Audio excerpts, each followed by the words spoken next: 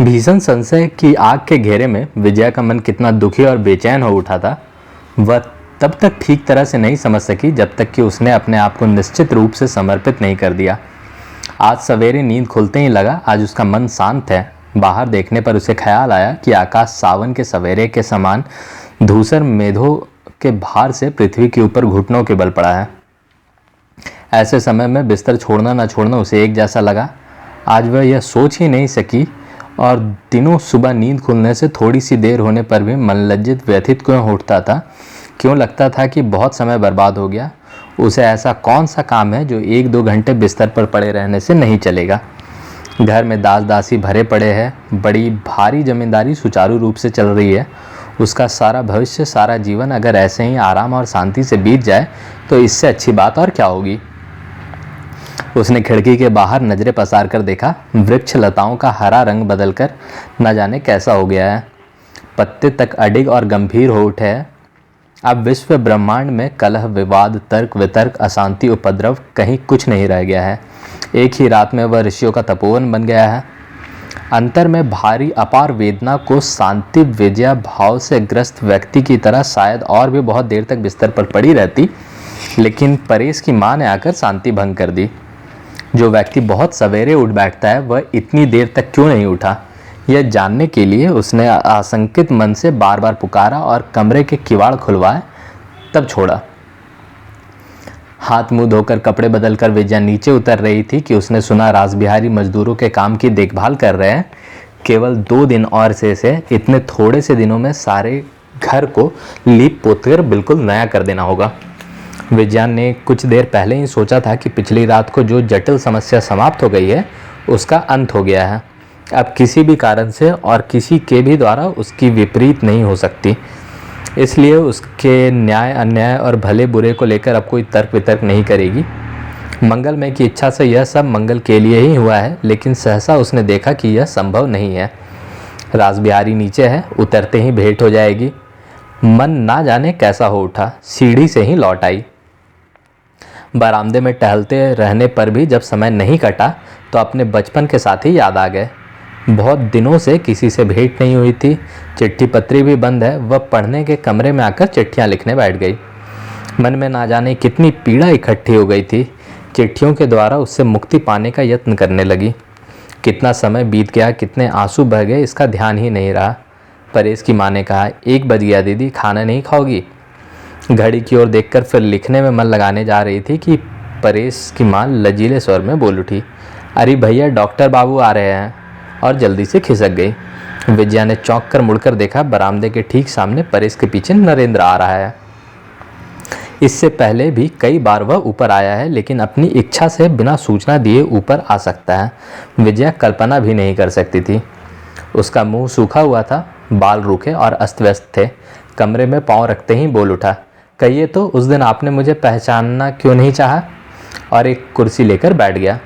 उसकी आवाज़ से सारी देह वेदना से बोझिल हो उठी। व्याकुल होकर उसने उठकर पूछा, आपको क्या हुआ नरेंद्र बाबू, तबीयत तो कुछ खराब नहीं हो गई।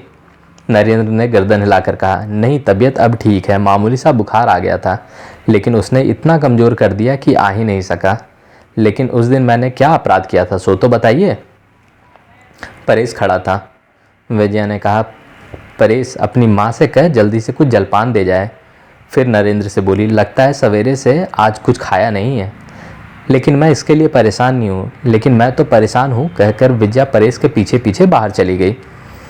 कुछ देर बाद जलपान की थाल पर एक कटोरा गर्म दूध लिए आ गई और थाल चुपचाप अतिथि के सामने रख दिया। नरेंद्र ने खाते हुए हंसकर कहा, आप बहुत ही अद्भुत है, दूसरे के मकान में पहचानना भी नहीं चाहती और अपने मकान में इतना अधिक पहचानती है कि आश्चर्य होता है। उस दिन की घटना से मैंने सोचा कि सूचना देने पर शायद आप मिलना भी चाहेंगी, इसलिए सूचना दिए बिना ही परेश के साथ आकर आपको पकड़ लिया। विजया चुप रही। पल भर चुप रहकर नरेंद्र कहने लगा, मामूली सा बुखार था, लेकिन उसने इतना निर्जीव कर डाला कि आश्चर्य में पड़ गया हूँ। आप लोगों से फिर शीघ्र भेंट होने की संभावना होती तो शायद आज भी ना आता। इस रास्ते से आने में मुझे सचमुच ही बहुत कष्ट होता है। विजया पूर्ववत चुप बैठी रही। शायद वह इस बात को ठीक ढंग से समझ नहीं पाई। नरेंद्र ने दूध का कटोरा खाली करके रखते हुए कहा, आपने शायद सुना नहीं, मैंने यहाँ की नौकरी छोड़ दी है। आज इतनी जल्दी आने में यह भी एक बड़ा कारण है। फिर जब से लाल रंग की एक चिट्ठी निकालकर बोला, आपके विवाह का निमंत्रण मुझे मिल गया है, लेकिन विवाह देखकर जाने का सौभाग्य मुझे नहीं मिलेगा। उसी दिन सुबह हमारा जहाज़ कराची से चल पड़ेगा। विजया डरकर बोली, कराची से? आप कहाँ जा रहे हैं? नरेंद्र ने कहा, साउथ अफ्रीका। पंजाब की ओर भी एक नौकरी मिल रही है, लेकिन जब नौकरी ही करनी है तब बड़ी देख कर ही करना। ठीक समझा। मेरे लिए जैसा पंजाब वैसे ही केप कॉलोनी। क्या कहती हैं? अब शायद हम लोगों की कभी भेंट ना होगी। अंतिम बातें शायद विजया के कानों में नहीं पड़ी। बहुत ही बेचैन होकर उसने पूछा, क्या नलिनी राजी हो गई? मैं नहीं समझ सकती थी कि अगर हो भी गई हो तो आप इतनी जल्दी कैसे जा सकेंगे। क्या उनसे आपने सब कुछ खोल कर कह दिया है? इतनी दूर जाने की उन्होंने सहमति कैसे दे दी? नरेंद्र ने मुस्कुराकर कहा, ठहरिए ठहरिए, अभी तक किसी से सारी बातें तो अवश्य नहीं कही है, लेकिन बात समाप्त हो जाने देने का धैर्य विजया में नहीं रहा। बीच में ही आग बबूला होकर बोल उठी, यह किसी तरह नहीं हो सकता। आप लोग क्या हम लोगों को संदूक बिछौने के समान समझते हैं कि हमारी इच्छा हो या ना हो रस्सी से बांधकर गाड़ी में डाल देते हैं और हमें जाना ही होगा? यह किसी भी तरह नहीं होगा। उनकी असहमति से किसी प्रकार भी उन्हें इतनी दूर नहीं ले जा सकेंगे। नरेंद्र का चेहरा फीका पड़ गया। बेचैन सा कुछ पल चुप रहकर बोला, आखिर मामला क्या है, जरा समझाकर तो बताइए। यहाँ आने से पहले दयाल बाबू से भेंट हुई थी, वह भी सुनकर चौंक उठे थे और उन्होंने भी इसी प्रकार की कोई आपत्ति उठाई जिसे मैं नहीं समझ पाया। इतने लोगों के बीच नलिनी की हाँ ना पर मेरा जाना ना जाना कैसे निर्भर करता है, और बाधा क्यों डालेंगी वो? मेरे लिए यह सब एक पहेली सी बन गई है। बात क्या है, मुझे खोलकर तो बताइए। विजया ने टकटकी बांधकर पल भर नरेंद्र की ओर देखने के बाद धीरे से कहा, उनके साथ क्या आपने विवाह का प्रस्ताव नहीं किया है? नरेंद्र एकदम जैसे आकाश से गिर पड़ा। उसने कहा, नहीं, किसी दिन नहीं। सहसा रक्त की आभा से विजया का सारा चेहरा रक्त भाव हो उठा, लेकिन जल्दी से अपने आप को संभाल कर बोली, नहीं किया, लेकिन करना क्या उचित नहीं था? आपकी भावनाएं तो किसी से छिपी नहीं है। नरेंद्र पल भर आश्चर्यचकित बैठा रहा, फिर बोला, मैं सोच रहा हूँ कि यह अनिष्ट किसके द्वारा हुआ। उनके अपने द्वारा तो नहीं हुआ, क्योंकि वह पहले से ही जानती थी कि यह असंभव है। लेकिन असंभव क्यों है? सो रहने दीजिए। लेकिन एक कारण तो यह है कि मैं हिंदू हूँ और वह ब्रह्म। इसके अतिरिक्त हम लोगों की जाति भी एक नहीं है। विजया ने उदास होकर पूछा, क्या आप जाति मानते हैं? नरेंद्र ने कहा, मानता क्यों नहीं, हिंदू समाज में जाति भेद है। एक जाति वाले के साथ दूसरी जाति वाले का विवाह नहीं होता। क्या आप यह नहीं मानती? मानती हूँ, लेकिन अच्छा समझकर नहीं मानती। आप पढ़े लिखे होकर भी इसे अच्छा कैसे मानते हैं?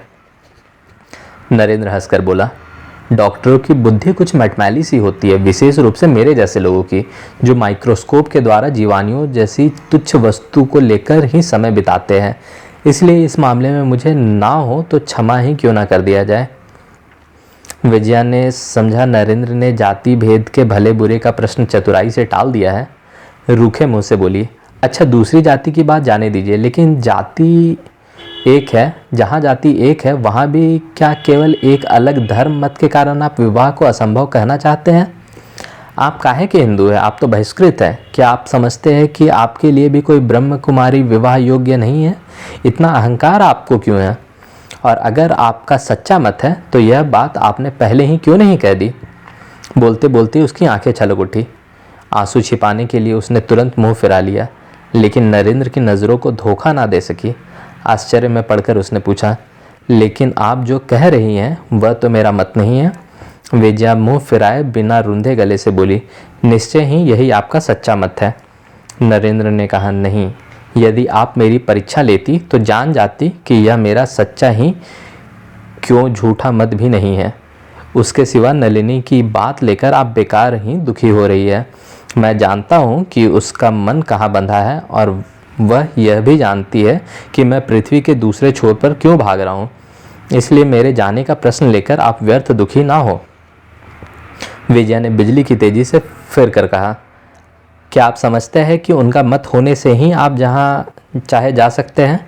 नरेंद्र के हृदय में ये बातें बिजली की रेखा के समान कांप उठी, लेकिन तभी उसकी नज़र टेबल पर पड़े निमंत्रण पत्र पर पड़ी। एक पल चुप बैठा रहा, फिर धीरे से बोला, यह ठीक है कि मैं आपकी सहमति ना होने पर कुछ नहीं कर सकता, लेकिन आप तो मेरी सभी बातें जानती हैं। मेरे जीवन की साध भी छिपी नहीं है। विदेश में यह साध शायद कभी पूरी हो जाए, लेकिन इस देश में इतने बड़े निकम्मे दीन दरिद्र के रहने से कोई लाभ हानि नहीं होगी। मेरे जाने में बाधा मत डालिए। विजया बुझे मन से पल भर रहकर धीरे से बोली, आप दीन दरिद्र नहीं हैं, आपके पास सब कुछ है। इच्छा करते ही जाने सब वापस ले सकते हैं। इच्छा करते ही तो नहीं ले सकता, लेकिन यह मुझे याद है और हमेशा याद रहेगा कि आपने वह देना चाहा था, लेकिन देखिए, लेने का भी अधिकार होना चाहिए। वह अधिकार मुझे नहीं है। विजया ने उत्तर दिया, अधिकार क्यों नहीं है? संपत्ति मेरी नहीं, पिताजी की है। नहीं तो उस दिन उस पर दावा करने की बात आप मजाक में भी मुंह पर ना ला पाते। अगर आपकी जगह मैं होती तो यही ना रुक जाती।